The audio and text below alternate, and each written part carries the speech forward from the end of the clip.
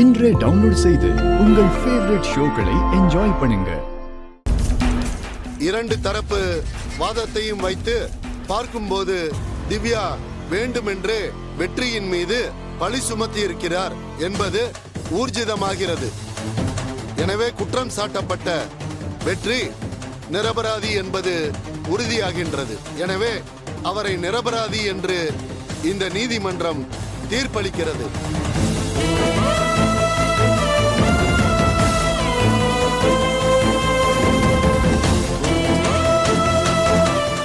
ஒரு பொய்யான வழக்கை ஜோடித்து வெற்றியை குற்றவாளியாக்க முயன்ற திவ்யாவிற்கு 3 மாத சிறை தண்டனையும் 1 லட்சம் ரூபாய் அபராதம் விதித்து இந்த நீதிமன்றம் தீர்ப்பளிக்கின்றது.